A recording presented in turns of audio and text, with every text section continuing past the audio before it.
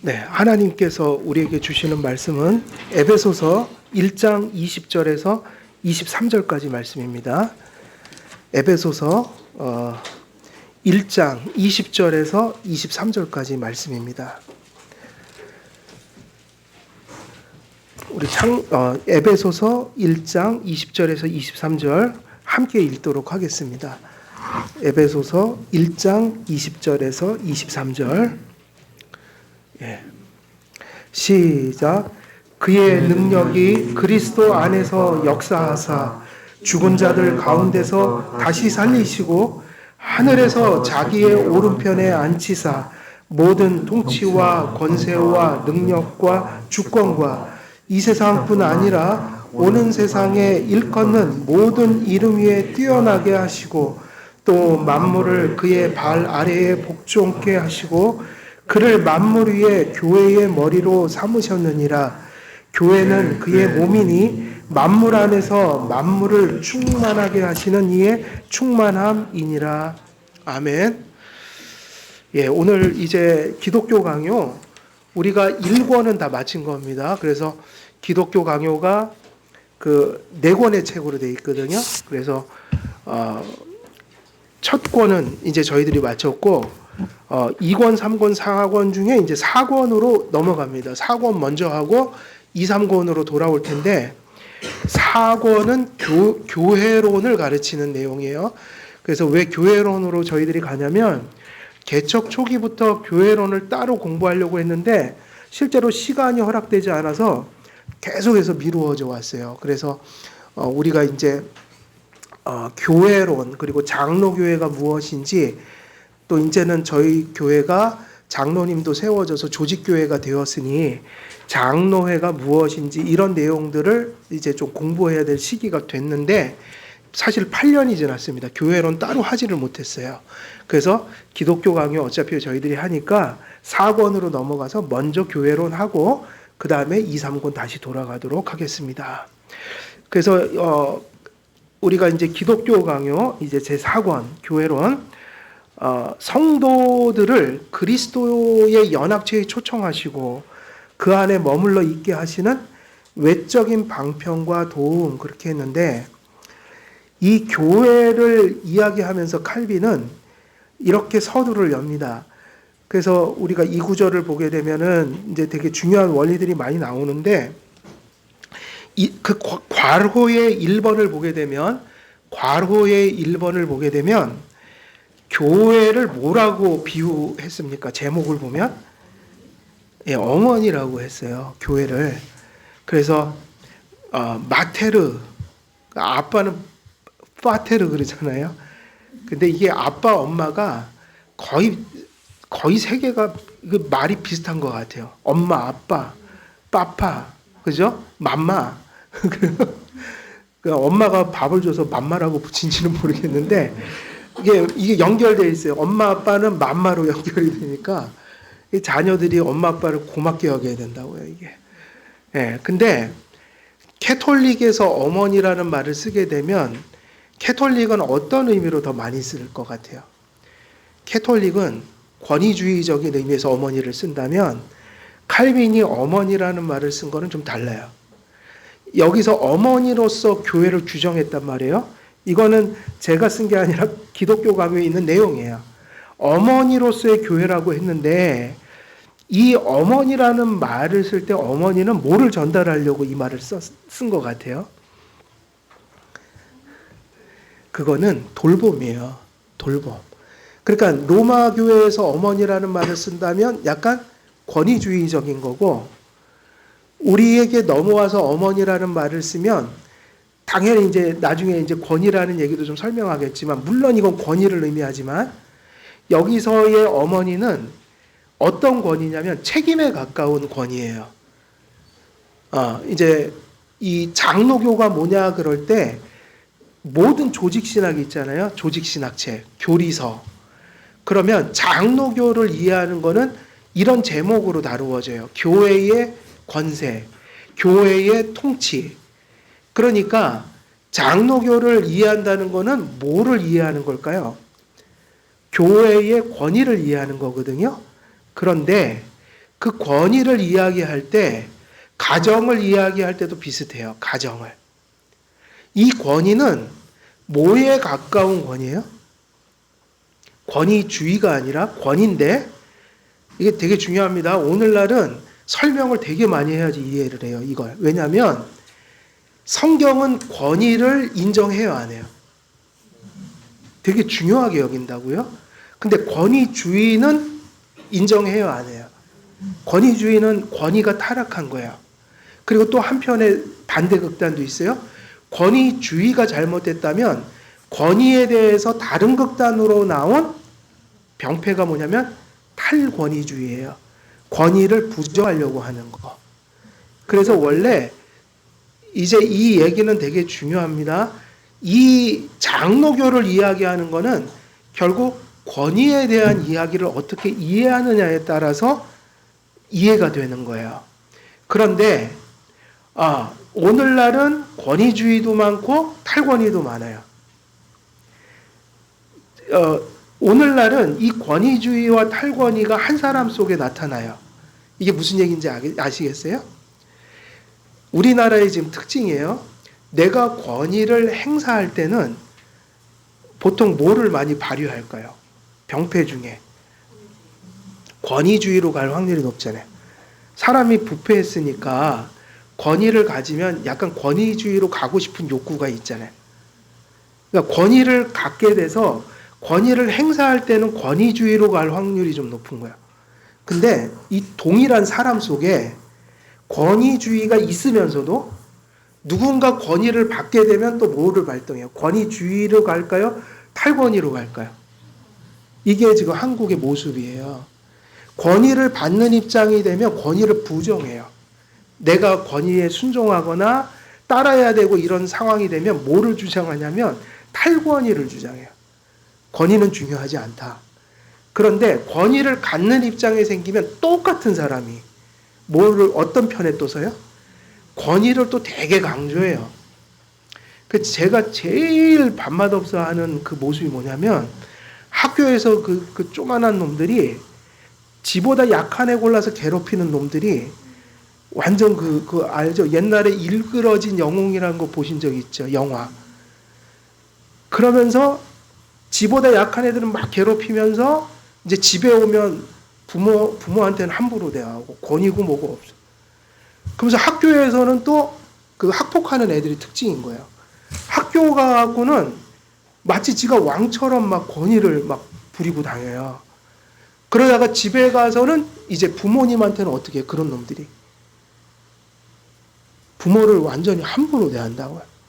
제가 제일 지금 이 시대에 역겨운 모습이 그거예요. 그러면 그렇게 네가 용감하면 좀 힘 있는 사람들한테 해보지. 왜 네 약한 사람만 골라갖고 그렇게 돌아다니면서 애들 괴롭히고. 그럼 정작 지는 왕처럼 행세하면서 인간이 마땅히 순복해야 될 부모 앞에서는 얼마나 막 이렇게 함부로 하는지 몰라요. 이게 이제 부패한 모습의 극치다. 근데 한국에는요, 지금 그런 상황이 돼 있어요. 그러니까 권위주의와 탈권위가 따로 있는 게 아니라 뭐죠? 한 사람이 권위를 받을 때는 탈권위를 주장하고 권위에 순복하려고 안 하는 그거를 되게 강조해요. 권위를 부정하는. 그런데 내가 권위를 가지면 또 뭐가 돼요? 다른 사람의 권위를 인정할 줄 모르면서 내가 권위를 가지면 권위주의로 간단 말이에요. 그래서 사실은 저는 이게 하나인 거예요. 하나인 거야. 바른 권위를 이해하지 못하면 사람은 이 양쪽으로 갈팡질팡하게 돼요. 자기중심성에 따라서 권위를 부정하기도 하고 권위주의로 가기도 하고. 근데 우리 한국 사회는 이게 엄청나게 아주 희한하게 한 사람 속에서 발동이 많이 돼요. 그래갖고 우리가 참 민주화가 엄청 빠르게 됐다고 그러거든요. 근데 그 이면 속에는 그 민주화가 됐다고 그럴 때는 보통 젊은이들이 탈권위를 많이 주장한다고요. 권위를 자꾸 부정해가요. 그러니까 권위주의를 없애자고 해야 되는데 권위 자체를 자꾸 부정하려고 그래요. 그런데 한편에는 권위주의가 또 무지 많단 말이에요. 한국 사회에. 한국 사회가 권위주의가 있는 것 같아요? 없는 것 같아요? 있어요. 이게 참 신기해요. 한쪽에서는 민주화됐다고 그러면서 막 권위 없애자고 하지만 실제로 그 얘기를 하는 사람들도 힘을 얻으면 권위주의에 빠지더라. 그러니까 그게 뭐냐면 저는 오늘날 이렇게 보는 거예요. 교회, 가정, 사회가 지금 갈등을 빚고 있잖아요. 갈등을. 되게 많아요, 갈등이. 근데 거의 모든 사회 문제, 교회 문제, 그리고 가정 문제는 권위에서 문제가 발생한 거예요. 권위에서. 권위를 부모도 자녀도 그리고 위정자들과 국민들이 그리고 교회에서 이런 권위에 대한 의미가 1차적으로 잘 정의되어 있지가 않고 또 두 번째 한국은 좋은 권위를 경험을 별로 못 해봤다는 거예요. 역사적으로 보면 한국은 독재 시대를 살았잖아요. 독재 시대. 그러니까 권위 자체가 되게 부정적이에요. 가정도 똑같아요. 옛날에 부모님들은 권위주의가 많지 건강한 권위가 그렇게 많지 않았어요. 우리나라. 그러니까 다 권위는 부정적인 개념으로 와 있고 그러면서 민주화가 확 되면서 권위를 내던져버리는 이제 탈권위로 가는.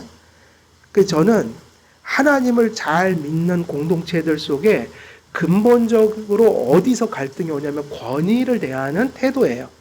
권위에 대해서 문제가 일어나고 있는 거예요. 가정 문제도 사실 다 뒤져보면 권위를 어떻게 이해하고 있는가. 부모님들이, 자녀들이. 또 교회, 사회가 이 부분이 정리가 안 돼 있다. 그래서 우리가 하나님 앞에 기도해야 될 게 뭐냐면요. 이 시대에 각각 교회와 가정과 사회에서 이 혼돈과 아픔을 빨리 극복하려면 뭐가 건전하게 서게 해달라고 기도해야 돼요?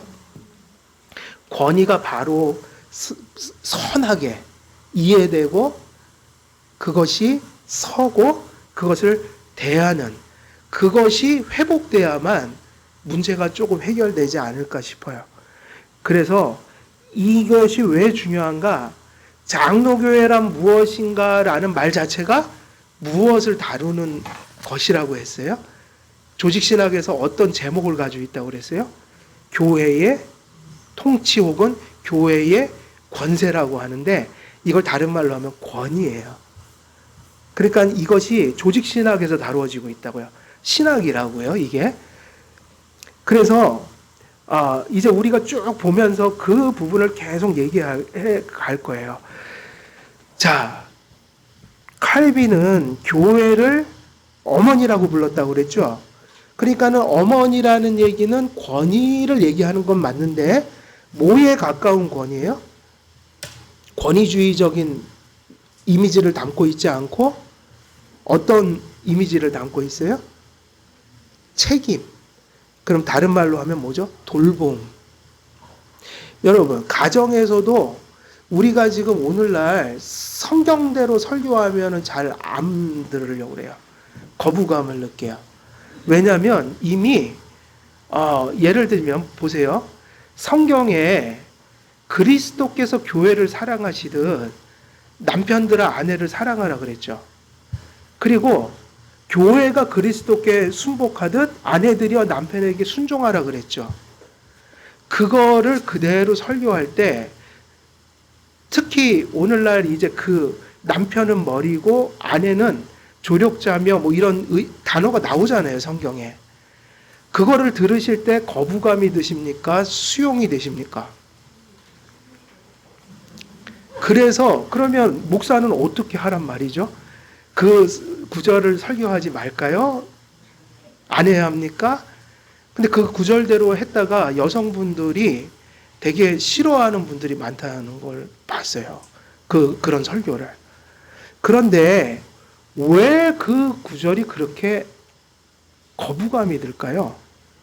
그러니까 그거 자체가 남편이 가정에서 어떤 가장으로서 권위를 갖는다고 할 때 바로 그 설교를 들을 때 순복하라 할 때 그것을 뭐로 받아들이기 때문에 기분이 나쁜 걸까요? 권위예요? 권위주의예요? 그게 큰 문제라고요. 이 시대의 문화 때문에 성경이 읽혀지질 않는 거예요. 상처로 받아들이는 거예요. 그게 선한 권위로 받아들여지면 남편을 떠받들게 돼 있어요. 왜냐하면 똑같은 얘기예요. 그리스도께서 교회를 사랑하시듯 할 때 도대체 그리스도가 그 교회를 사랑하느냐고 얼마나 많은 대가를 치렀냔 말이에요. 거기서는 피 흘려 죽었다는 얘기 아니에요. 그것처럼 너희는 아내를 사랑하라 그랬잖아요. 그 얘기는 뭐냐면 거기서 권위는 뭡니까? 거기서 말하는 권위는 뭐죠? 책임과 사랑이었어요. 그 말로 바꿀 수 있는 거예요. 그런데 남편들도 그 설교를 들을 때 기분이 좋은 이유는 또 남편들은 기분이 좋겠죠. 남편은 머리십니다. 그러니까. 근데 그게 그런 의미가 아니라는 거예요. 고생깨나 지지리도 고생깨나 할 자리에 섰다 남편들이. 가정에 책임을 갖게 되었다. 그 가정의 운명이 그 아버지의 고단함과 희생으로 가정에 대한 성실함으로 가정이 지탱되게 만드셨다 하나님이. 남녀는 평등한데 역할이 다르다. 남편에게는 바로 그 가정을 책임지는 그 큰 멍에를 메우셨다. 그러니까는 그 남편의 권위를 어디다 비유했냐면 예수께서 교회를 위해서 피 흘려서 죽으신 것처럼 교회를 사랑하라. 그게 제대로 읽혀지면 선한 권위인 거지 권위주의가 될 수가 없어요. 오늘날 우리는 이 부분이 이렇게 왜곡이 돼 있어서 그걸 어디다 가도 그대로 적용을 할까요? 국가의 질서에도 그렇게 가는 거고 교회에도 그렇게 가는 거예요. 저는 그렇게 개인적으로 생각해요. 국가와 가정과 교회가 사는 길은 이제 권위에 대한 바른 정립이 필요하고 그게 될 때만 가정은 회복될 수 있다고 보는 거예요. 지금 모든 문제는 권위에서 온 거다. 그래서 이 어머니라는 말은요, 다른 말로 하면 돌봄을 의미하니까 우리는 그걸 우리가 이게 교회적인 용어로 이야기를 하면 어떻게 될까요? 목양인 거죠, 목양. 돌봄. 그러면 하나님께서 왜 교회를 세우셨을까? 왜 어머니의 멍에를 교회에 지우셨을까? 칼빈은 교회를 외적인 방편, 곧 은혜의 외적 수단으로서 다룹니다. 그러니까 교회가 되게 중요해요. 교회는 어떤 곳이냐면 이게 가장 정확한 정의인데 1차적인 기능은 아까 얘기했듯이 돌봄과 목양이라고 했으니 은혜의 뭐라는 얘기죠? 외적인 수단이라는 얘기예요. 그러니까는 성도들을 돌보고 목양할 때 성도들이 은혜를 받게 하는 외적인 뭐죠? 수단이에요. 되게 중요한 얘기예요. 그래서 원래 복음이 어디를 통해서 사도행전을 보면 뭐가 세워지면서 전파되는 거예요? 신약의 진리들이. 사도행전은 교회 설립의 역사잖아요. 성령이 오셔서 사람들을 그리스도와 연합케 하고 그리스도의 사람이 된 사람들을 모아서 뭐를 세우셨죠? 교회를 세우셨고 복음은 그 교회를 통해서 전해진 거예요. 교회 없이는 복음을 전하게 하시지 않았어요. 교회가 없으면 복음이 전파될 수가 없어요. 한 사람이 구원받고 한 사람이 성화되고 이 모든 것들을 정상적으로 얘기하면 교회 안에서 이루어지는 일들이에요. 교회와의 관계 속에서 이루어지는 일들이에요. 그래서 은혜의 외적 수단으로서 가장 중요한 것은 교회다. 근데 그 교회가 은혜의 수단이 될 때 더 구체적으로 얘기하면 교회가 뭐를 하기 때문에 은혜의 수단이 되는 거예요? 말씀, 선포. 이제 그 교회 표지가 나오죠. 말씀 선포와 성례를 통하여 혹은 관징을 통하여 교회가 훈육한다. 지상의 모든 성도들 안에는 그래서 이제 중요한 이제 좀 쉬운 얘기를 해요. 칼빈은 되게 쉽게 책을 써요. 보면 지상의 모든 성도들 안에는 요거는 그대로 거기서 이제 옮긴 거예요. 인용한 거예요. 지상의 모든 성도들 안에는 뭐가 있습니다. 그랬어요. 무지와 게으름과 경망한 천성이 있습니다. 그러면 이 이야기는 무슨 얘기죠? 모든 성도들 안에 뭐가 있다는 얘기예요? 무지와 게으름과 경망한 천성은 죄성이 있다는 얘기겠죠. 그러면 이 이야기를 들으면서 이렇게 생각하는 사람들도 있을 수 있어요. 나는 성숙해. 그러니까 내 얘기가 아니고 이건 어떤 사람들 얘기인 거야. 이러면 이미 그분은 희망이 없는 거예요. 이 이야기는 보편성을 얘기하는 걸까요? 특수성을 얘기하는 걸까요? 물론 어떤 성도는 조금 성숙해요. 어떤 성수는 덜 성숙할 수도 있어서 교회에는 장성한 어른도 있지만 또 어린 연약한 아이들 같은 신앙도 있어요. 근데 그거를 얘기하는 게 아니라 여기서 얘기하는 것은 뭐예요? 보편성이에요. 보편성. 그 보편성이라는 게 무슨 얘기죠? 어느 누구도 무지하지 않은 자는 없어요. 목사는 예외예요? 아니에요? 자신감 있게 좀 말씀을 하셔야죠. 저 기분 안 나빠하거든요. 물론 개인적으로 하면 기분 나빠요. 근데 제가 말했잖아요. 보편성이니까 기분이 안 나쁘다고요. 아니, 목사로서는 조금 더 아는 게 있으니까 목사 하겠죠. 그런데 근본적으로 인간 속에는 무지와 게으름과 경망한 천성이 있어요, 없어요? 그래서 그거 보고 너무 놀라지 마시라고요. 그거는 이제 교회가 존재해서 우리가 서로 말씀 선포, 같이 교제하고 혹은 훈육도 하고 이러면서 고쳐가야 될 부분이죠. 자라가야 될 부분인데 중요한 것은 무지와 게으름과 경망한 천성은 모든 사람이 가진 차이는 있으나 개인적인 차이는 있으나 모든 사람이 가진 뭐예요? 보편성이다.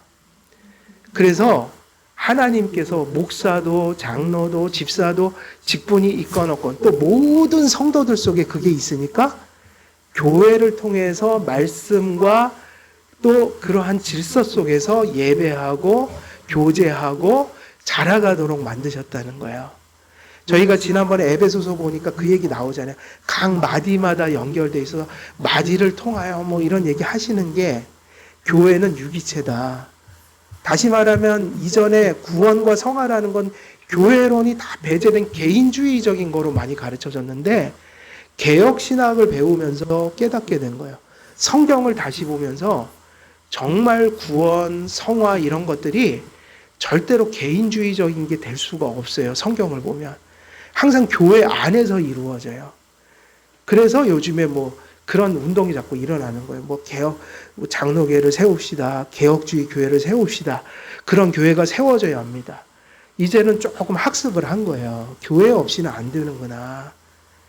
교회가 그저 커지면 잘 될 줄 알았더니 커져갖고 생긴 문제가 더 많잖아요.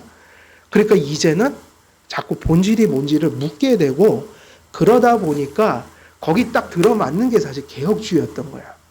그런 데 대한 답을 많이 해주니까. 그러니까 지금은 개혁주의가 약간 또 유행처럼 많이 하셔요. 또 실제로 툭하면 개혁주의 그러고. 근데 이제 이게 그 빈수레가 요란하다고 겸손하게 가야죠. 겸손하게. 우리가 뭐 많이 아는 것도 아니고 이 교회의 역사가 이제 선교 역사가 100년 남짓한 장로교로 보면 더욱더 장로교를 못 배웠거든요. 우리가. 이제 시작인 거예요. 이제. 걸음마? 이제 조금 뭔가를 좀 해야겠다. 그러니 얼마나 겸손하게 가야겠어요? 배우고 익히고 암만큼 또 실천하려고 노력해서 교회가 천천히 한 발 한 발, 그죠? 세워져 가야 된다. 무슨 교회가요? 예, 장로교회가. 우리는 장로교회가. 그래서 어머니라는 말을 쓴 이유는 다른 곳에 있지 않고 하나님께서 우리를 사랑하셔서 교회를 세우신 거예요. 왜냐? 우리가 너무 연약해서 홀로 신앙생활하면 헤맬 테니까요. 하나님께서 어머니를 주셨다. 개인적으로는 어머니가 될 수 없겠죠? 하나님이 교회라는 어머니를 주셨다. 그 교회가 말씀과 질서를 통해서 하나 될 때 무슨 역할을 하게 되는 거예요? 어머니. 혼자 하는 게 아니라, 그러니까 개인이 할 수 있는 일이 아니라고요? 교회를 이루어야 되는 거예요. 예. 교회를 이루어야 된다. 그래서 교회가 어머니로서의 그러한 돌봄, 낳고 젖을 먹이고 씻어주고 똥 싸면 치워주고 막 그런 거 있잖아요. 똑같은 거예요. 목양은 아기를 키우는 거하고 너무 닮았어요. 제가 볼 때는. 네, 너무 닮아 있어요. 그야말로 돌봄이에요. 그러니까 교회는 돌보지 않는 순간 뭐가 끝난 거예요. 그 교회는. 교회의 역할을 멈춘 거야. 좋은 교회는 뭐를 열심히 하는 교회일까요? 돌봄. 근데 영적 돌봄이니까 뭐죠? 목양이잖아요. 목양. 근데 뭐로 목양을 해요? 말씀과 성례와 권징이라는 질서 안에서 다른 직분들이 서서 그 직분들을 통해서 성도들을 돌본다. 그래서 하나님께서는 교회를 통해 성도들의 믿음을 일으키고 자라게 하여, 그러니까는 하나님이 교회를 세우신 가장 큰 목적은 뭐를 일으키려고 하는 거예요? 자꾸 믿음이요. 그러니까 교회를 자꾸 이상한 곳 만들면 안 돼요. 교회는 다른 거 하는 데가 아니라 믿음을 일으키는 면에서 목양하는 곳이거든요. 그러니까 교회들이 본연에 해야 할 소명과 이게 세상에서 또 일반 보편 사회에서 할 일을 구분 못하는 데가 많아요. 사업을 하고 있더라 이거죠. 자꾸 사업을. 그렇게 하면 안 되고요. 교회에다가 스포츠 센터 같은 거 지을 필요가 있어요, 없어요? 그거는 저기 4H 운동, 지덕체를 기르자 뭐 그런 거 있잖아요. 그건 저기 밖에서 하시면 돼요. 아직도 있는 것 같은데, 그죠? 새마을 운동도 있더라고요, 본부가. 저희 동네 보니까. 그래서 체력을 기르려면 헬스장으로 가시고요. 여기서는 그런 거 하는 데가 아닙니다. 그 교회들이 막 틈만 나면 축구 동호회 만들어갖고 예배 시간에 빼먹고 그걸 또 하러 가더라고요. 진짜예요. 네, 어떤 분은 또 바둑 두다가 또 이제 교회에서 바둑 두다 예배 시간을 까먹고. 교회는 믿음을 일으키는 곳이에요. 그래갖고 별로 세상적으로는 도움이 안 돼요. 예? 주식을 뭐 해갖고 부자 되는 뭐 그런 거를 우리가 가르칠 필요가 없잖아요. 그죠? 그거는 또 병이 많이 나면 우린 기도는 해드려도 어디 가서 고칠 생각하세요? 하나님이 병원을 통해서 고쳐달라. 그죠? 그래서 열심히 기도는 해야 하지만 교회가 본연의 모습을 잃으면 안 돼요. 세상에 신문에 그렇게 광고 나던데요. 기도원 어디 기도원. 무좀까지 고쳐준다고 있어요. 성령의 역사, 여기 치유의 역사, 신유의 역사가 충만합니다. 위장, 뭐 변비, 저기 무좀 다 있어요. 병명이. 진짜요. 두통도 있고. 그래갖고 열거 해놨어요. 근데 특별히 우리 교회는 이걸 잘 고친대요. 그게 신문에 났다니까요. 그걸 보면서 와, 심장이 떨리더라고요. 이게 이럴 수가 있나? 어떻게 하면 저기까지 갈 수 있을까? 근데 한국 교회는 되게 많아요, 이런 데가. 어떻게 무좀 걸린 분들은 여기다 손 얹고 기도하세요? 그게 좀 그런데요, 그게. 그게 아니라 교회는 뭐를 일으키는 곳이에요? 믿음을 일으키는 곳이고 그것을 잘하게 하는 목표에 이르도록 하는 곳입니다. 하나님께서는 복음 선포를 활기차게 하시려고 이 보화를 교회에 맡기셨는데, 칼빈 얘기예요. 그래서 이 목양의 귀한 사명을 어디에 맡기셨냐면 다른 곳에 맡긴 게 아니라 교회에 맡기셨다. 그래서 여러분 이런 것도 잘 구별하셔야 돼요. 선교단체 이런 거는 교회입니까? 기관입니까? 기관이에요. 또 학교도 무슨 미션 스쿨 이런 게 있는데 그것은 교회가 아이들은 거기서 신앙교육 시키는 게 아니에요. 교회에서 시키는 거예요. 그래서 교회에 와서 신앙을 배우게 해야 돼요. 뭐 신앙 좋게 하려고 미션 스쿨 보내는 말도 안 된다는 소리가 같고, 사실은 학교는 그냥 학교 같아야 된다고요. 학교도 아니고 교회도 아니면 안 되잖아요. 근데 요즘은 자꾸 그렇게 생각을 하는 거예요. 선교단체가 아무리 대단한 일을 해도 거긴 교회가 아니라 기관이에요. 교회의 사역, 조금 더 그런 것들을 돕는 의미에서 부수적으로 만든 부속기관들이 되어야 맞는 거예요. 예, 우리가 말하는 교회는 여기서 가시적 교회, 제도 교회잖아요. 그러면 그 질서를 따라 세워진 것이 교회죠. 그래서 하나님께서 목사와 교사를 세우셔서 그랬는데, 여기서 목사와 교사라는 말을 칼빈은 목사 교사를 끄집어내지만 사실은 직분을 의미하는 거고, 특별히 목양을 하는 직분은 3직분 중에 뭐죠? 우리 교회가 무슨 교회예요? 그 영어대로는 프레스비테리언 처치잖아요. 그럼 왜 장로교회냐면 장로들이 다스린다는 의미에서 장로교회예요. 그러니까 교회의 권위는, 사역의 권위가 누구에게 간 거예요? 장로들. 그럼 그 장로들이 누굴까요? 말씀 잘하며 치리하는 장로가 목사고, 치리만 하는 장로가 정철수 장로님처럼 장로님이에요. 치리 장로. 그래서 장로교회는 누가 교회를 목양하고 다스리냐면 목사와 장로가 회를 이루어서, 이게 중요하네요. 회. 단수가 아니라 뭐죠? 복수가 돼서, 보통 우리 교회 같은 데는 2명 내지 3명이에요. 그러니까 회를 이루어서 장로들이 목양한다는 의미예요. 장로들이. 집사님들은 치리회가 아니에요. 집사님들은 다스리는 직분이 아니에요. 가르치는 직분도 아니에요. 오늘날 하나님께서 주신 이 질서가 깨졌어요. 대형화되면서 깨졌어요. 그래갖고 교회가 너무 커지니까 교회들이 목사와 장로가 할 일을 구역장을 세워서 구역장이 목양을 하고 자꾸 이렇게 만드는 거예요. 그리고 자꾸 직분 비슷한 걸 만들어요. 무슨 장.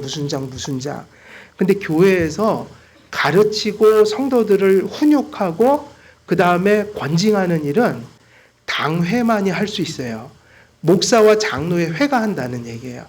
목사 혼자 하거나 장로가 혼자 해서도 안 되고 목사와 장로가 회를 이루어서 해야 된다.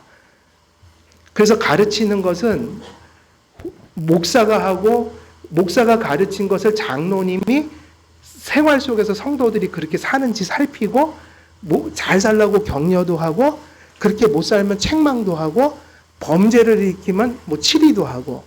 이것은 장로의 회에서 하는데, 치리 장로님들이 목사와 함께 그 권한을 가진 거예요. 그래서 교회에서는 아무나 가르치면 안 됩니다. 아무나 가정에 모여서 우리 집에 모여서 같이 성경 공부합시다 하는데 그거를 한 교회에 속해 있는 한 허락 없이 함부로 해서는 안 돼요. 그리고 일반적인 직분을 갖지 않은 분들은 보살핌을 받는 분들이지 목양을 하는 분들이 아니에요. 카톨릭에서도 가르치는 교회, 배우는 교회를 구분했지만 그거 자체가 잘못된 건 아니에요. 왜 카톨릭 교회를 비판하냐면 가르치는 교회만이 교회라고 했기 때문이에요. 그래서 우리 장로교회는 뭐가 교회냐? 가르치는 목양을 하는 치리회와 목양을 받는 성도들이 하나가 돼서 교회를 이루죠. 여기서는 캐톨릭과 다르지만 개신교회에도 엄연한 질서들이 존재해서 교회에서 성도들이 예배드리고 교제를 하고 성경을 배우는 일들은 그러한 치리회의 인도와 목양과 질서 속에서 질서 있게 같이 하는 겁니다. 그래서 이 장로교회를 세울 때, 웨스트민스터 신앙고백서가 나올 때 장로교회가 이제 정리가 다 됐는데, 그때 장로교회가 아닌 게 뭐냐고 할 때 그렇게 들은 거죠. 하나님의 목양의 권위가 어디에 임합니까 하면, 첫째, 교황제가 아니다 그랬어요. 교황제는 아니에요. 교황제는 몇 명이 다스리는 거예요? 한 명이. 성경에는 프레스비테리언 처치를 얘기하지 한 명이 다스린 걸 얘기하지 않는다. 두 번째, 감독제라는 게 있었어요. 감독제는 어디를 얘기할까요? 감독제. 감독제는 어떤 교회죠? 지금도 있어요, 감독교회가. 영국 국교회. 우리나라로 넘어오면 성공회죠. 국교가 아니니까 우리나라. 영국 성경에는 성직자들이 있긴 한데 하이라키, 그러니까 한 명의 그 감독이 계급적으로 다스리는 제재예요. 그러니까 거기도 단수잖아요. 그 다음에 또 장로교회를 세우신 분들은 이것이 아니라고 이제 반대쪽이죠. 앞에서는 1인 단수적 독재 제도예요. 그리고 한쪽에는 뭐가 있을까요? 반대 극단에는 하나님이 그 권위를 회중 전체에게 주시지 않았다고 돼. 그러니까 저기 유스디비눔이라는 책에 정확히 써 있는데 절대로 하나님은 교회의 권위를 그 사역적 권위를 회중 전체에게 주신 적이 없다. 그렇게 가면 무슨 교회라고 부르죠? 우리가 보통 회중교회. 근데 한국은 둘 중에 하나예요, 보통. 그러니까 우리는 질서가 없어요, 아예. 한국 교회는 그런 걸 생각 안 하고 개척을 하거든요. 그러니까 어디로 보통 가냐면 그냥 가는 대로 가는데 보통 이 두 가지로 나타나죠. 목사님이 엄청 세면 독재로 하고, 그리고 목사님이 좀 헐렁하면은 회중주의로 가죠. 성도들이 다수결로 하려고 그래요. 네, 그러니까 다수의 힘으로. 근데 이것이 바로 각자의 소견대로 가는 형태인 거예요. 그게 아니라 장로교회의 의미는 한 사람의 목사가 아니라 목사와 장로가 합쳐져서 당회를 이루어 장로의 회를 이루어서 다스린다, 목양한다. 그게 장로교회예요. 그러면 이런 질서를 왜 세우셨을까요? 그러면 장로교회가 이렇게 세운 거는 캐톨릭을 개혁하려고 한 것이고 그 당시에 각자의 소견대로 가는 회중주의적인 것을 개혁하려고 세운 거 아니겠어요? 이 두 극단을 다 벗어나는 거. 독재나 회중주의를 다 벗어나는 거였어요. 그러면 사실은 이 장로회를 이루어서 이렇게 하려고 할 때 이렇게 할 때 이 장로회가 이 장로회를 이렇게 세운 아주 궁극적인 가장 중요한 모토요, 동기요, 정신이 뭐냐는 거야. 그러니까 우리가 프레스비테리언 처치하면 무슨 정신이 이 장로교를 통해서 전달되는 거예요? 제일 중요한 거. 이것 때문에 세웠다 이거예요. 이렇게 한다는 거예요. 그러니까 이런 것이 다 빠지면 외적으로 장로회를 이루어도 장로교가 아닌 거죠. 그냥 장로하고 목사가 회를 이루어서 한다 해도 그 안에 있는 내용을 다 빼놓고 가면 아무 의미는 없는 거죠. 그러니까 왜 장로교를 세웠는지가 중요한 거죠. 그 동기가. 항상 이게 중요해요. 장로교회는 인간의 이렇게 하면 좋을 것 같은 그런 실용적인 그런 인간이 만든 제도가 아니라 성경 해석에서 나온 게 장로교회예요. 성경을 해석했더니 장로교로 교회는 목양하더라. 그러니까 장로교회를 세운 가장 근본적인 출발점은 어디에 장로교를 하라고 기록되어 있다고 생각하는 거예요? 장로교도들은요. 성경이 그렇게 명령했다는 거예요.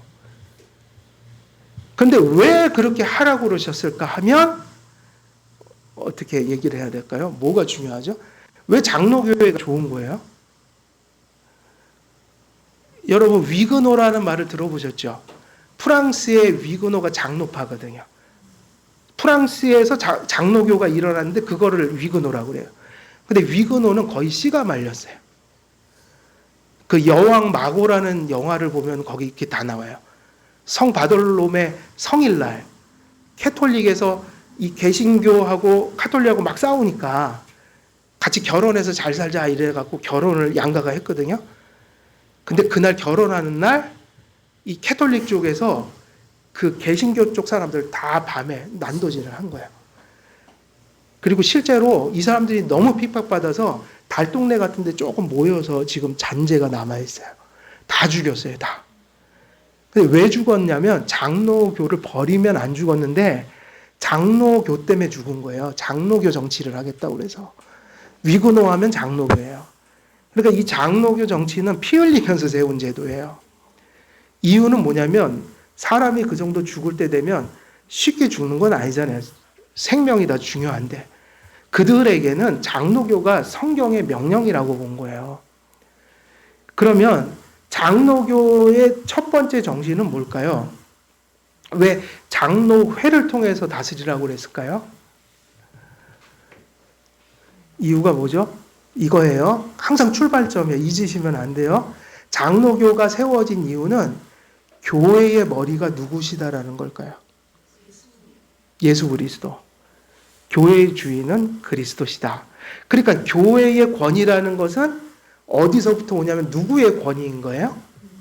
그리스도의 권위를 연구하는 게 그리스도의 통치를 조직신학에서 연구하는 거라고요. 그래서 그리스도만 머리라는 뜻이에요. 그런데 그러니까 결국은 교회를 다스리시는 분은 누구인 거죠? 그리스도예요. 근데 여기서 이제 중요한 의미가 나와요. 그리스도가 다스린다는 말은 성경에 분명히 있는데 오늘 읽은 에베소 본문에도 있는데 그리스도와 하나님은 그 통치가 보입니까? 안 보입니까? 그러니까 천주교나 영국 국교회나 감독제나 회중주의나 다 각자가 하나님이 우리를 통치하셔 얘기하는 건 똑같아요? 안 똑같아요? 다 그렇게 주장한다 이거예요. 그러면 그건 보이질 않아. 그럼 그 증거를 대 이러면 그 다음에 원리가 나오죠. 장로교는 그리스도가 머리라는 데부터 출발해요. 그런데 그리스도께서 다스린다면 이 지상에서 이러한 일이 일어나야 한다 이 얘기예요. 그게 뭘까요? 교회가 그리스도께서 이 땅을 통치하실 때 그분의 그 모습은 보이질 않는데 그래서 사람들이 그거를 인식할 수 있도록 통치하신다. 그러면 그곳에 그리스도가 통치하시느냐 안 하느냐는 어디에 달린 걸까요? 하나님의 말씀대로 그 교회가 교회를 목양하느냐 하지 않느냐에 달린 거예요. 그러니까 그걸 달리 표현하면 그리스도는 눈에 안 보여요. 제일 출발점은 눈에 안 보이는 거예요. 그리스도가 머리시다. 그런데 그것은 알 수 있다 이거예요. 그리스도가 뭐를 가지고 통치하신다는 생각이에요? 하나님의 말씀, 구체적으로 하면 성경을 따라서. 그러면 그리스도가 말씀을 따라서 통치하시는구나. 그러면 이제 여기까지는 이제 많이 왔어요. 그런데 아까도 말씀드렸지만 그리스도가 직접 나타나서 전도하고 말씀 가르쳐주고 시련에 빠지면 또 가서 위로해주고 뭐 이러는 건 아니잖아요. 안 하는 게 아니라 그리스도가 하고 계신데 그게 보여요? 안 보여요? 안 보이니까 결국은 그 그리스도의 일들을 누구를 통해서 하실까요? 사람이 할 거 아니에요. 교황제는 교황이 하고 감독제는 감독이 하고 회중교회 같으면 성도들이 다 그냥 그죠? 회중들이 모든 걸 주도해서 할 거 아니에요? 근데 성경은 그리스도께서 말씀을 통하여 사람을 세워 목양하신다. 그러면 이제 에베소서에도 디모데 전후서에도 바울 서신을 보면 그 사상이 짙게 나오면서도 그 그리스도의 통치를 얘기할 때마다 뭐를 얘기할까요? 직분을 얘기한다고요. 바로 그 얘기예요. 목사와 교사로. 예를 들면 초대교회 때 없어진 직분이 있으니까 서신서를 보면 이렇게 돼 있어요. 사도와 복음 전하는 자와 선지자로. 그 다음에 목사와 교사로. 다른 곳에는 집사도 있고 뭐 직분들이 나와요. 그런데 선지자, 복음 전하는 자, 그 다음에 사도는 성경이 완성되면서 지금도 있나요, 없나요? 없으니까 비상직원, 이적적이고 계시를 직접 받고 성경을 쓰고 이런 직분은 다 사라지고 성경 가지고 이제 평상적으로 이렇게 사역하는 거, 설교를 하고 성례를 집행하고 권징을 하고 이런 사역을 평상적인 방식으로 하는 평상 직원이 남아있다. 그러면 장로교회는 무엇인가? 그리스도께서 목양하시는 교회는 이게 나타나야 된다고 위고너가 확신한 거예요. 뭐냐? 그리스도만 머리로 고백하는 자들이 그들이 모인 교회에서 하나님의 은사와 직분을 준 말씀 전하는 장로와 치리하는 장로가 복수회를 이루어. 근데 이 다음이 중요하죠. 왜냐하면 지금도 목사와 장로가 있는 교회는 많아요, 적어요. 없는 교회 없잖아요. 그리고 참 우리나라에선 신기한 게 뭐냐면 장로교회가 아닌데 장로를 세워요. 그죠? 감리교회도 장로님 계시고, 이렇게 그건 장로교회의 엄청난 영향이라고 봐야 돼요. 어디나 장로를 세운다고요. 그러니까 그거 가지고 되는 건 아니에요. 그래서 목사와 장로가 당회를 이루고, 당회가 지역으로 넓혀지면 뭐죠? 우리 개교회에서는 당회가 그 역할을 하고, 이게 또 지역으로 이렇게 넓혀지면 뭐가 돼요?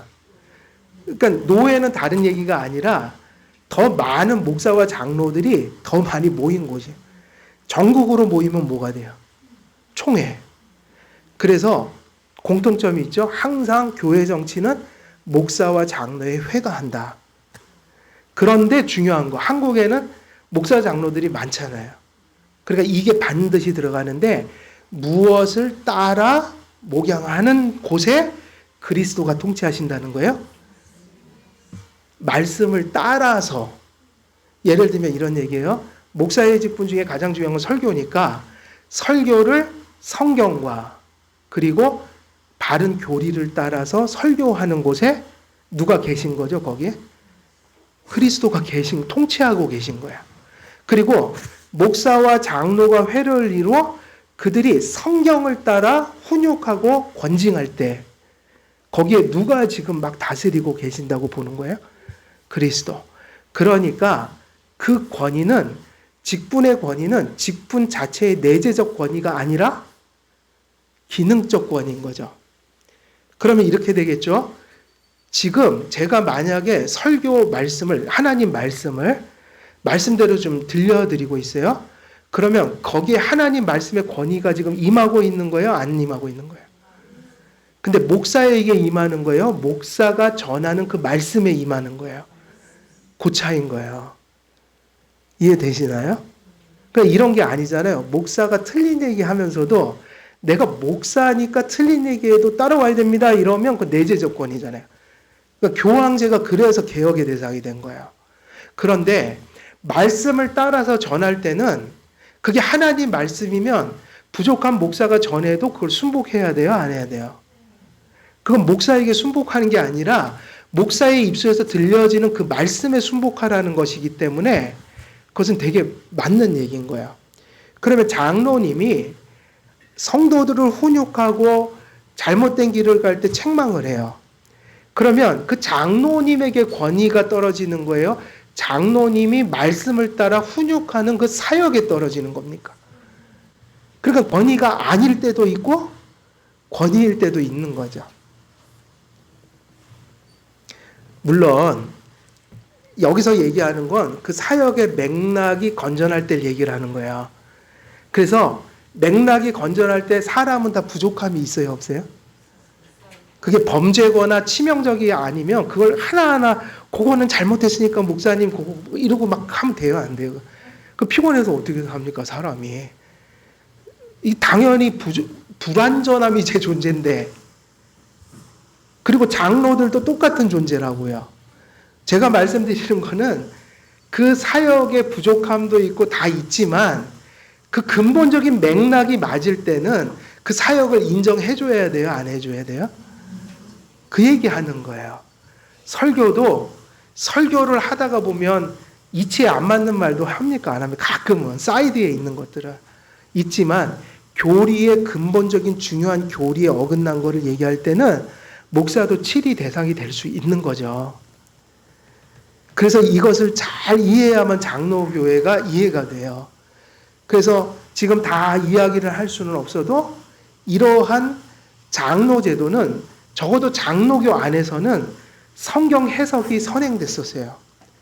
그리고 외민회는 감독제, 회중주의 다 모였었거든요. 왜 외민회의에서 장로교를 정치로 택했냐면 성경 해석을 정말로 세밀하게 하고 엄청난 논쟁을 벌이면서 나온 결론이 회중주의자들도 감독파에 속했던 사람들도 장로교회가 맞다고 손을 든 거예요. 성경 구절을 해석하니. 그래서 서신서와 사도행전 같은 데 보면은 거기에 그 장로제도의 그 원리들이 다 나옵니다, 사실은.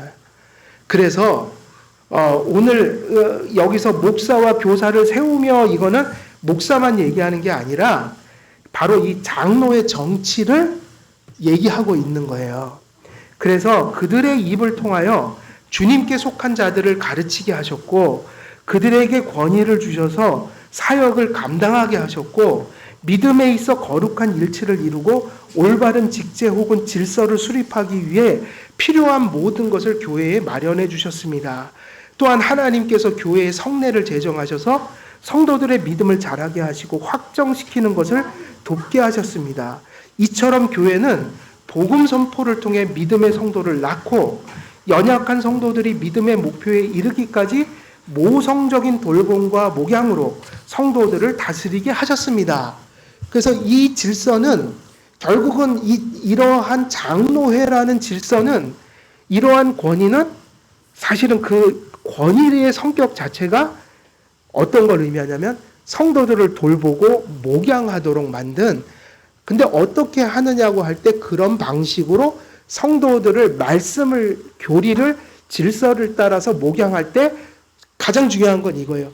그리스도께서 그 제도를 통해서 어떻게 한다는 거예요? 통치하신다. 여기까지 와야지 성도님들이 행복한 거지 이게 다 생략되면 이해가 안 되는 거예요. 그냥 목사라는 덩그러니 직분만 남게 되면 이게 이해가 안 되는 거예요.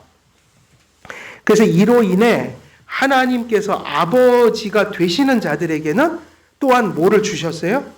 어머니를 주셨다. 어머니는 전체 교회를 의미해요.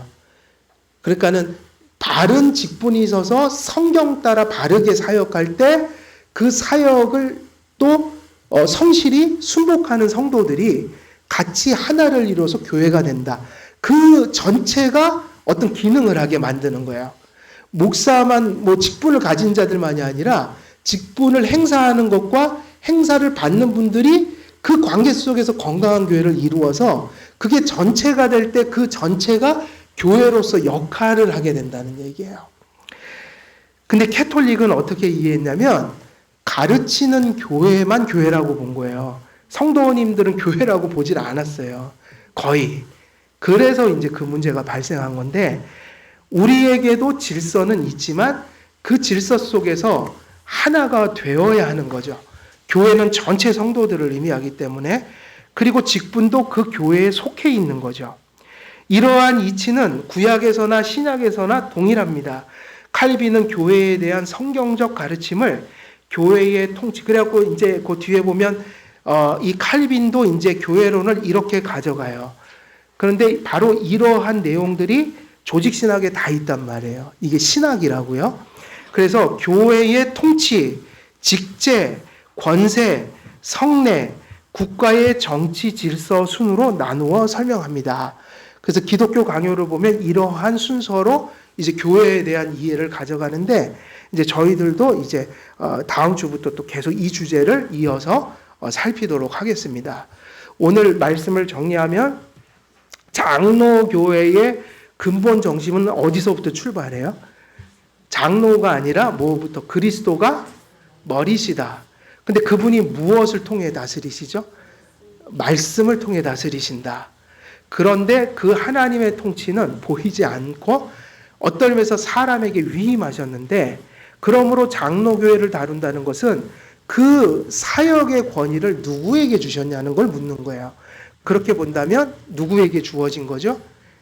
그러니까 말씀 전하며 치리하는 장로인 목사와 치리만 하는 장로가 뭐를 이루어? 회를 이루어 장로의 프레스비테리언 회를 이루어 그 다음에 이제 되게 중요해지죠.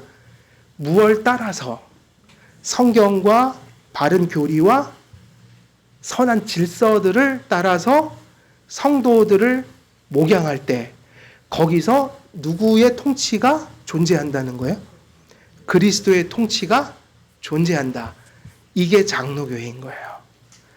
그래서 장로교회를 민주주의도 아니고요, 이건. 그러니까 모든 회중들에게도 아니고 독재도 아니고 어떤 특정한 직분의 회를 이루니까 약간 이제 이렇게도 표현해요. 귀족적인 성격을 가지고 있다. 귀족적인. 그러니까 귀족이라는 게 몇 명의 대표성을 가지고 사역을 하니까 이제 외형적인 것은. 그러나 그것보다 더 중요한 것은 뭐냐면 말씀, 교리, 질서를 수종드는 사람들이 누구냐면 그것이 칠의회이다. 이렇게 이제 이해를 하시면 될 것 같아요. 이것이 이제 장로회의 거의 요약적인 설명을 거의 다 한 겁니다. 그래서 장로회 설명을 보면 이것이 이제 확장돼서 반복이 될 뿐이에요. 예, 그래서 오늘은 여기까지 말씀을 마치고 다음 주에 또 2번 넘어가서 강설을 하도록 하겠습니다. 제가 기도하고 마치겠습니다. 은혜로우신 아버지 하나님, 기독교 강요를 통해서 이제 또 저희들 교회론을 나눕니다. 아버지 하나님께서 또 이 사랑하시는 한길교회 그 교회론들을 잘 정립하여서 장로교회 본연의 정신과 또 말씀의 터 위에서 아버지 하나님 기뻐하시는 목양과 돌봄이 충만한 그러한 교회로 건전한 교회로 세워져 갈 수 있도록 하나님께서 이 모든 것들을 통해 역사해 주시고 또 모든 것들을 주관해 주옵소서. 감사드리오며 우리 주 예수 그리스도의 이름으로 기도드리옵나이다. 아멘.